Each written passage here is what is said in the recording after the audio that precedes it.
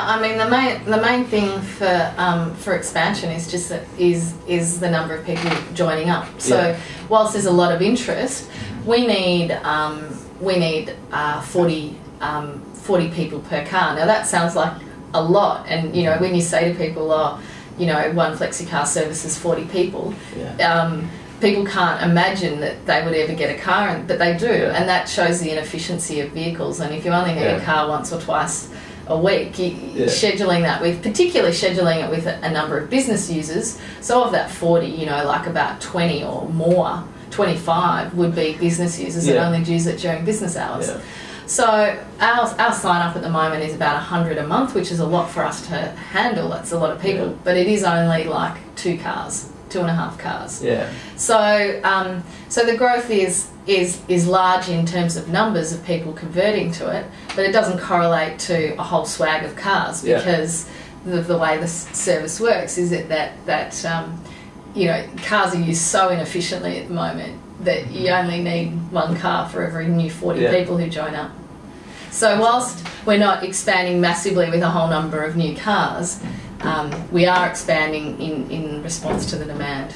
We have 4 full-time staff and a couple of part-time staff. So yeah, so that's quite a lot of cars to manage, 60 cars to manage, and 2,000 members, like 2,000 people potentially having queries or questions or invoicing issues or whatever. So yeah, it's quite the volumes are quite large for the number of staff that we have.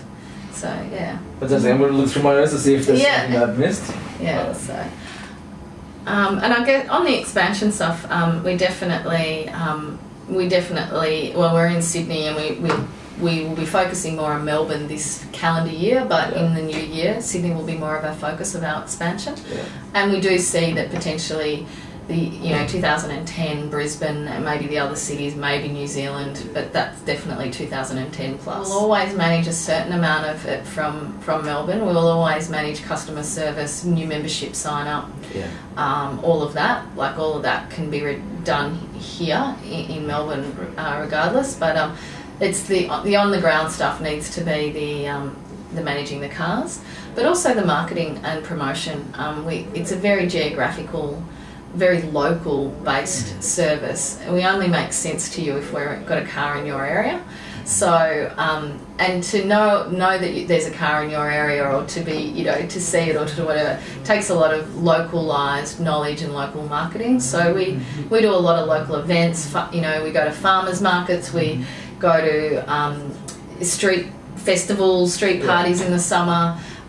We have postcards in local cafes. So all of that, and is very targeted and is very local. Like we've been to kindergartens for their, you know, fate and primary schools for fate days and stuff like that. So you do need very localised sort of promotion of the service, but you can handle the customer service stuff from here in Melbourne, which is what we'd plan for.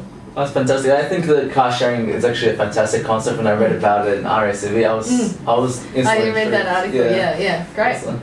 It was very informative. I actually think that it's a good way of tackling it. At the moment, do you choose your hubs where you actually park the cars in location to public transport, just to see?